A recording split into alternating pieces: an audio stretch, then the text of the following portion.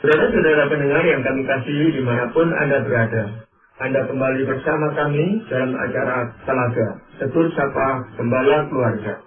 Saya Gunawan Santoso dari Lembaga Bina Keluarga Kristen akan berbincang-bincang dengan Bapak Pendeta Dr. Paul Gunadi. Beliau adalah seorang pakar dalam bidang konseling.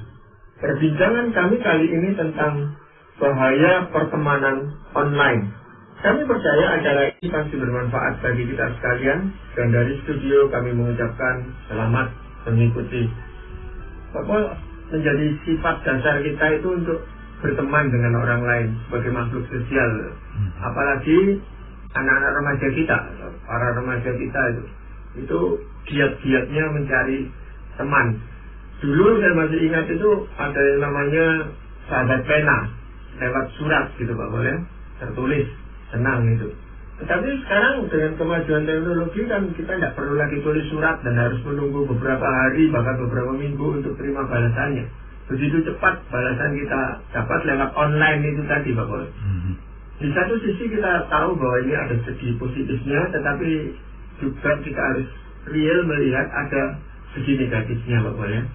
Dan kalau yang justru yang berteman ini adalah anak-anak kita, para remaja kita yang tinggal serumah dengan kita, hal-hal apa yang perlu kita perhatikan? Begini Pak Gunawan, salah satu ketakutan orang tua dewasa ini adalah pertemanan yang dijalin oleh anak secara online. Ya, lain dengan teman sekolah atau teman gereja yang dapat dikenal secara langsung, teman yang diperoleh secara online benar-benar berada di luar jangkauan kita orang tua. Ketakutan ini saya kira beralasan Pak Gunawan, sebab begini, sebagian teman yang dikenal lewat online adalah anak remaja biasa yang hanya mempunyai satu keinginan, yaitu berteman. Masalahnya adalah sebagian lagi bukan remaja biasa, mereka adalah remaja bermasalah, dan sebagian lagi adalah orang dewasa yang jauh lebih tua. Singkat kata, mereka-mereka ini adalah pemangsa yang mencari mangsa, dan mangsanya adalah anak-anak kita yang lugu. Jadi kita sebagai orang tua yang mesti berhati-hati dan melindungi anak-anak kita dari pertemanan online yang bisa berakibat buruk pada anak-anak kita. Ya, kalau kita saja sebagai orang dewasa kadang-kadang juga termakan oleh pemangsa-pemangsa yang lewat online ini Pak Bol. Apalagi anak-anak kita yang tadi Pak Bol katakan masih lugu, yang masih begitu polos di dalam pertemanan, yang tujuannya hanya mencari teman gitu Pak Bol. Tapi nyatanya dia bisa menjadi korban karena pertemanan online ini Pak Bol. Nah kalau begitu apa yang harus kita lakukan sebagai orang tua untuk melindungi anak-anak kita? Pertama, kita harus mengingatkan anak akan bahaya ini sebelum mereka bertemu dengan orang lewat online.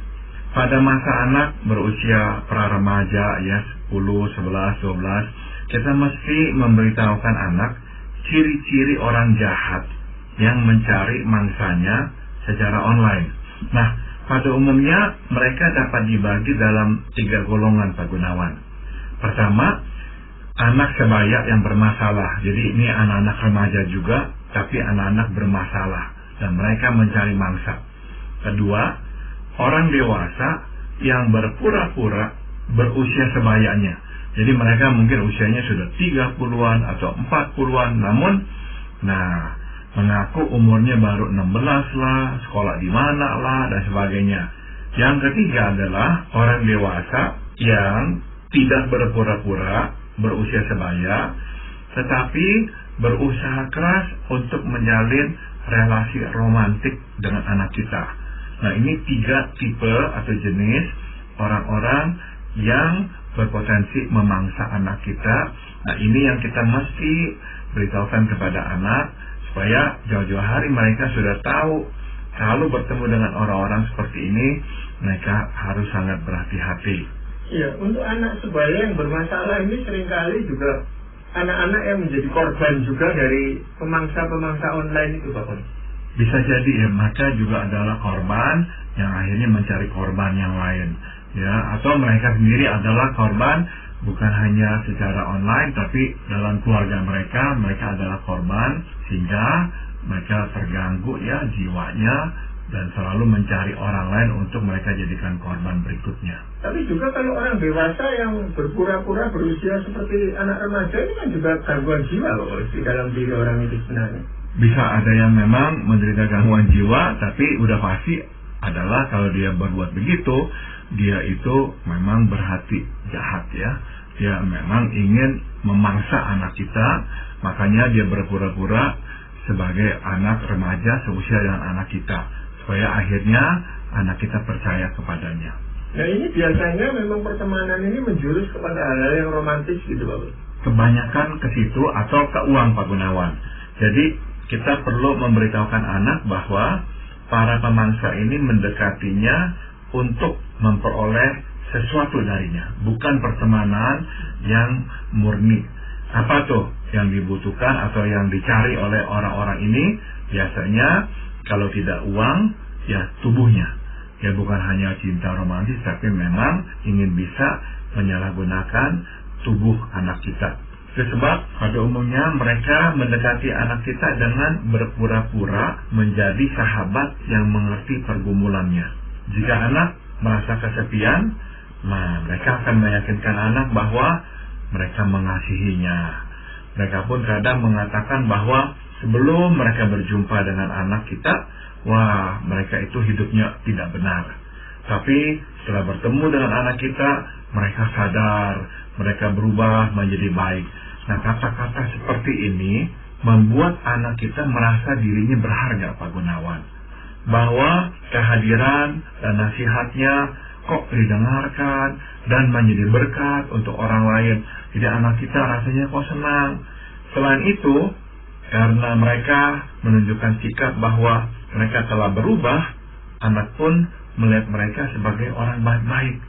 Nah, akhirnya anak mulai percaya kepada mereka, dan di titik ini biasanya mereka mengajak bertemu. Tidak jarang mereka pun mengundang anak kita untuk main-main di rumah mereka Pak Gunawan. Di sini ini benar-benar bahaya mengancam. Iya, memang seringkali anak remaja ini gampang terpikat itu kalau memang ada masalah di dalam keluarganya sendiri gitu Pak. Jadi hubungan antara anak dan orang tua yang kurang harmonis, atau juga antara anak dengan saudaranya seringkali bertengkar, sehingga pertemanan online ini sangat memikat buat anak-anak seperti ini. Betul, atau dia adalah anak yang nggak diterima oleh lingkungannya, oleh teman-temannya, sehingga dia memang sendirian. Ini adalah kebutuhan-kebutuhan yang membuka pintu masuknya orang-orang lewat online, menjadi teman-teman yang bisa membahayakan anak-anak kita. Jadi sekali lagi kita perlu ya memberitahukan anak akan ciri-ciri pemangsa, supaya anak kita berhati-hati. Sudah tentu ya kita tidak mau membuat anak mengembangkan takut berlebihan. Kita perlu menyeimbangkan peringatan kita dengan pengakuan bahwa di dunia ada banyak orang yang baik. Terpenting adalah kita mengajarkan anak untuk menjalin persahabatan secara aman, yakni lewat teman di sekolah atau di gereja. Jadi di dalam dunia yang real, anak dapat mengenal teman secara real pula. Di dalam dunia maya, siapapun dapat menyembunyikan identitasnya. Jadi risiko lebih tinggi. Jadi anak-anak kita mesti membedakan dua jenis teman ini. Yang mereka harus utamakan adalah berteman secara real dengan orang-orang yang dikenal di dalam lingkungannya. Ya, jadi kita bisa membekali anak kita dengan pedoman, kalau tidak jelas berteman ya tidak usah berteman dengan orang itu gitu Bapak ya. Ya. Tapi seringkali anak mengatakan loh, jangan kesusu menghakimi. Ya. Jangan kesusu curiga dengan teman saya yang online ini. Jadi sulit buat kita orang tua juga kadang-kadang. Betul, apalagi kalau anak kita nanti itu mengeluarkan kata-kata untuk ya mengkonfrontasi kita ya dengan iman kita. Papa kok orang Kristen kok begitu menghakimi, belum apa-apa udah mengatakan orang ini nggak baik lah, padahalnya papa kan nggak kenal dia atau apa. Nah, memang kita jadi sulit ya untuk ngomong dengan anak kita, sebab biasanya anak-anak remaja ini akan melontarkan kata-kata seperti itu kepada kita. Namun ya sekali lagi kita hanya bisa mengingatkan anak-anak kita.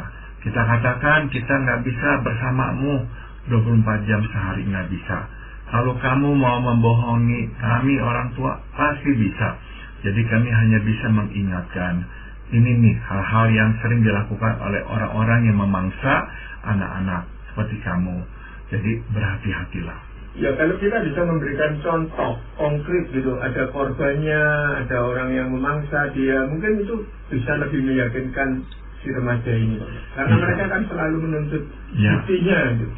Ya, meskipun ya, kalaupun kita berhasil ya menghadirkan bukti atau contoh konkret, biasanya anak kita bisa menjawabnya dengan berkata, gini orang lain Pak, nggak sama, dia benar-benar baik. Nah udah kita susah ngomong memang kalau sudah begitu. Tapi apa mungkin ada hal lain yang bisa kita lakukan Bapak?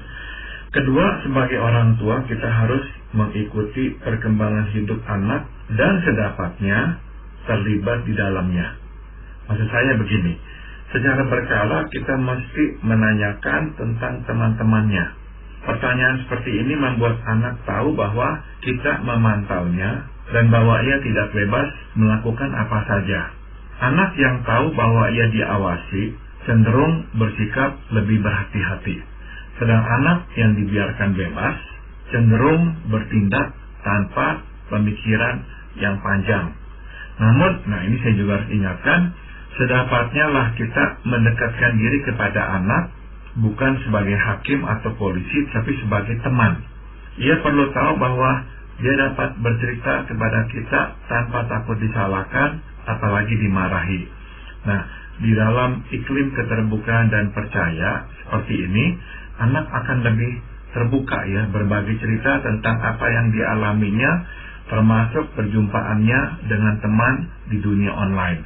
Nah, ya, hasil kita pun lebih berkesempatan memberikannya nasihat. Jadi sekali lagi, yang mesti kita lakukan adalah kita memang harus mengikuti perkembangan hidup anak dan sedapatnya terlibat di dalamnya. Iya, tapi bagaimana kita mau terlibat di dalamnya tanpa mencampuri urusan pribadinya gitu Bapak. Jadi supaya anak jangan merasa bahwa profesinya itu diganggu. Kita mengganggu profesi dia dengan misalnya ingin tahu semua teman-temannya gitu. Itu bagaimana Bapak? Memang nggak bisa enggak ya, kadang kita ini nih ditolak oleh anak ya, karena anak merasa kok papa atau mama kok mau tahu, kok mencampuri saya seperti itu dan sebagainya. Jadi ya udahlah, pintu ditutup. Tapi ya maka tadi saya tekankan, kita mesti mendekatinya sebagai teman ya. Jadi kalau dia percaya kita ini nih nggak buru-buru menghakimi dia, nggak gegabah menyalahkan dia, biasanya dia akan mau terbuka ya cerita dengan kita.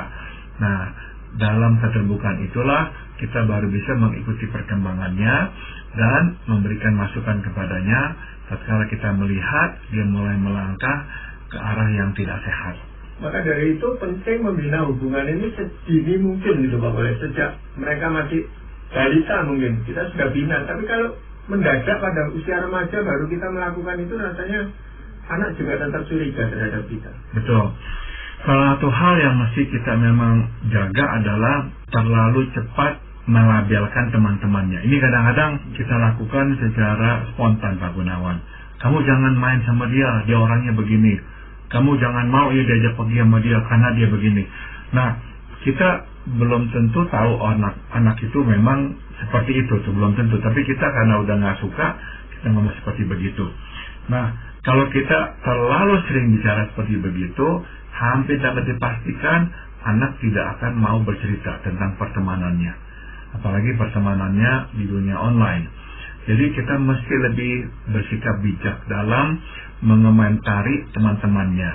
Jangan sampai dia udah merasa papa mama itu sudah pasti akan menolak teman-teman saya, papa mama terlalu menghakimi teman-teman saya, sehingga reaksi dia justru adalah mau melindungi teman-temannya dan merahasiakan pertemanannya. Ya, bagaimana kalau orang tua itu mencoba mencari tahu tentang pertemanan anaknya itu, tapi tanpa pengetahuan anak itu, Bapak? Artinya dia berupaya dengan cara-cara lain supaya mendapatkan data tentang teman dari anak kita itu tanpa pengetahuan anak itu. Kalau kita mempunyai kecurigaan yang kuat ya bahwa teman anak itu memang nggak benar ya, nggak baik ya. Saya kira ya nggak apa-apa Pak Gunawan. Jadi kita mencari tahu, mendapatkan bukti yang konkret supaya nanti bisa kita juga presentasikan kepada anak kita agar dia melihatnya. Inilah buktinya nih. Nah, sudah tentu kita hanya akan bertindak seperti itu kalau kita yakin nomor satu, teman anak kita itu memang tidak baik, dan kita juga yakin bahaya sudah begitu mengancam anak kita itu tuh sudah benar-benar di dalam proses untuk misalnya pergi dengan dia atau apa. Nah, kita harus bertindak memang dengan lebih proaktif. Ya, karena tadi kan Pak Paul sudah sampaikan itu bukan hanya soal mau mengambil bagian dari tubuh kita gitu, tetapi juga uang dari kita gitu. Betul. Itu kan bisa diketahui juga gitu Pak Paul. Betul. Jadi kadang-kadang itulah yang orang-orang ini memang coba lakukan ya, mengambil uang anak kita, menipunya atau ya menipunya dengan cara ya menyalahgunakan tubuh anak kita. Iya. Mungkin ada cara lain Pak Paul yang kita bisa lakukan. Yang ketiga adalah kita perlu menciptakan suasana di dalam rumah bahwa kita akan menyambut dan memperlakukan teman-temannya sebagai teman kita pula. Nah, saya mengerti ini tidak mudah sebab kadang kita memang tidak nyaman dengan teman-temannya.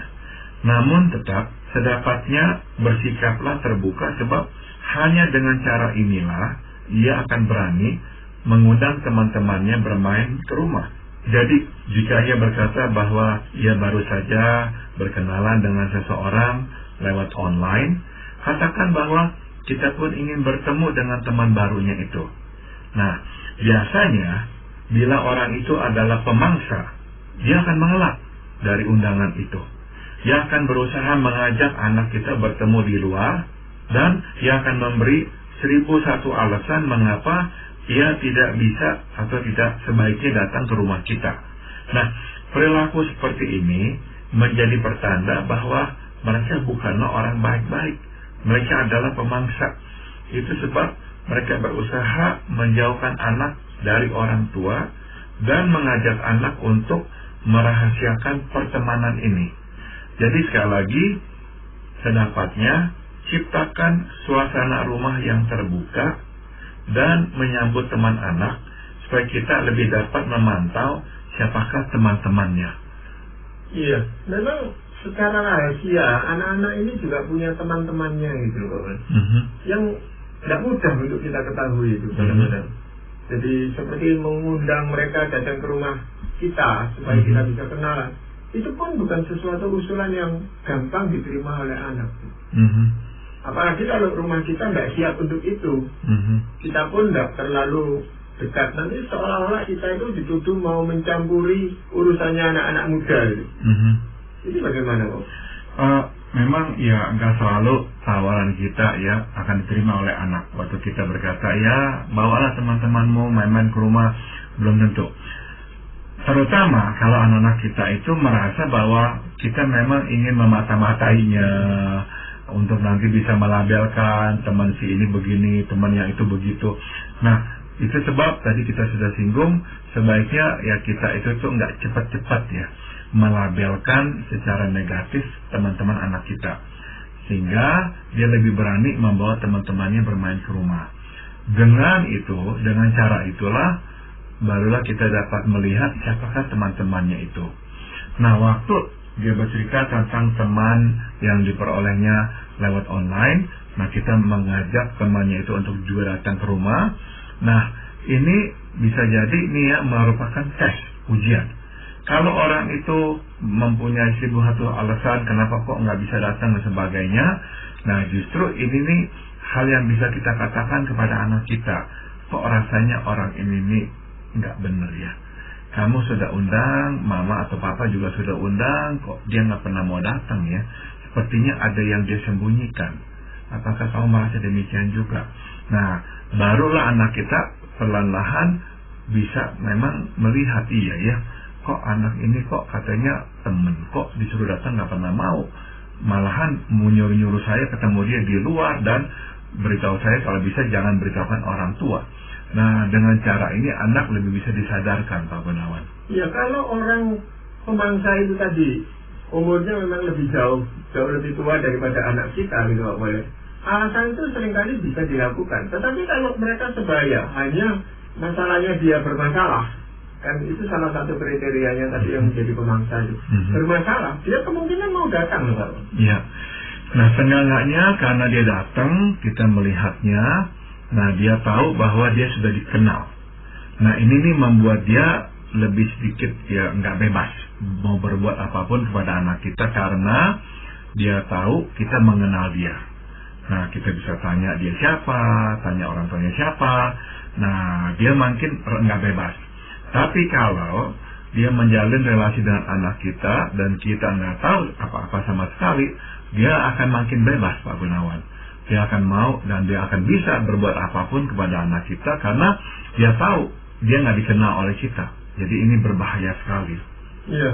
Kalau anak kita perempuan mungkin itu lebih mudah mengundang teman yang prianya datang ke rumah kita. Tetapi kalau anak kita itu laki-laki, untuk mengundang temannya yang perempuan ke rumah kita itu agak sulit gitu Pak Bos. Betul. Nah, mungkin kita bisa ya menggunakan cara yang lain, yaitu kita ajak temannya itu hadir makan malam bersama atau apa. Sebab anak kita kok sering ngomong sama dia. Nah, kita katakan, yuk undang yuk makan sama-sama, mama atau papa mau kenalan dengan dia. Nah, dengan cara itu juga si anak perempuan tersebut, dia tahu sekarang bahwa kita sudah mengenalnya. Sehingga bagaimanapun dia akan lebih berhati-hati. Iya, jadi memang mesti diciptakan suatu suasana dan komunikasi yang baik dengan anak ini supaya tidak dari salah pengertian gitu Pak Boleh. Tetapi mungkin masih ada cara lain untuk mencegah anak kita menjadi korban pemangsa lewat online ini Pak Boleh. Ada, yang terakhir adalah kita mesti menjalin relasi yang hangat dengan anak.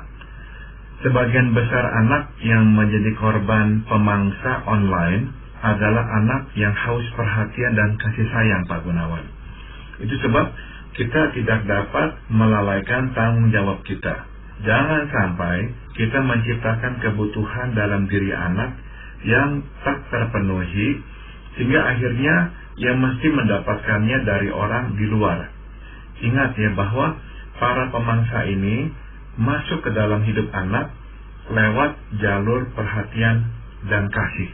Jadi dia akan mengumbar perhatian, dia akan tanya anak kita dari mana. Oh, misalnya anak kita berkata, oh saya dari sana, dari sini. Oke, saya senang kamu udah tiba dengan selamat. Anak kita berkata, misalnya kali, saya mau pergi ke sana. Dia akan titipkan pesan, hati-hati ya. Begitu tiba, kasih kabar sama saya, supaya saya tahu kamu telah tiba dengan selamat. Nah, semua itu tuh sangat berbahaya Pak Gunawan. Anak kita bisa berkata, aduh, saya sama orang tua sendiri nggak mendapatkan perhatian sebesar itu. Kok dari dia saya menerima perhatian yang sebesar itu? Nah, karena anak kita masih muda, masih lugu, percayalah dia pada orang tersebut dan cepat menyimpulkan orang ini baik, sangat sayang dan memperhatikan saya. Padahal ini adalah caranya untuk memangsa anak kita. Ya, jadi memang pemangsa-pemangsa ini pandai memanfaatkan kebutuhan dari calon korbannya ini Pak Pol ya. Apa yang mereka butuhkan itu justru yang mereka sediakan.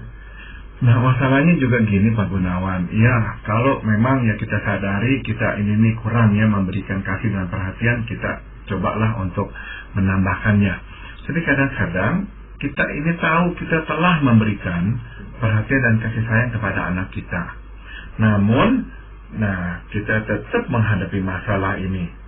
Sebab bagaimanapun pada usia remaja, selain kasih dan perhatian orang tua, anak pun membutuhkan kasih dan perhatian teman, terutama dari lawan jenis Pak Gunawan. Anak ingin dikagumi dan dicintai secara romantis. Apabila anak bukanlah figur yang menarik dan tidak populer, ia akan lebih rentan terhadap rayuan para pemangsa ini. Itu sebab kita harus memberi waktu dan perhatian yang lebih kepada anak yang secara fisik kurang menarik. Apalagi jika kita melihat bahwa ia tidak memiliki banyak teman. Jadi sedapatnya usahakanlah agar anak terlibat dalam kegiatan yang sehat supaya dia dapat menggunakan talentanya dan bersumbangsi. Terpenting adalah kita tidak menunjukkan sikap bahwa kita mengasihaninya. Perlakuan mengasihaninya membuatnya terpuruk dan tidak berharga. Dia seolah-olah sekarang ya diberikan konfirmasi bahwa orang tua saya sendiri pun mengasihani saya karena rupa saya seperti begini, saya nggak populer, teman-teman juga nggak mau main sama saya.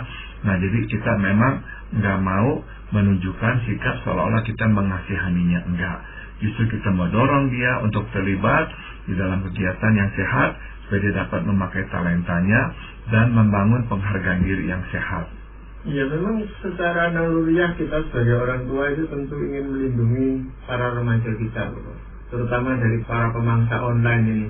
Tetapi sekalipun sudah banyak cara yang tadi Pak Paul sebutkan, ada banyak cara untuk melindungi anak kita. Kita harus menyadari juga keterbatasan kita. Kita tidak bisa mengawasi mereka 100% gitu Pak Paul.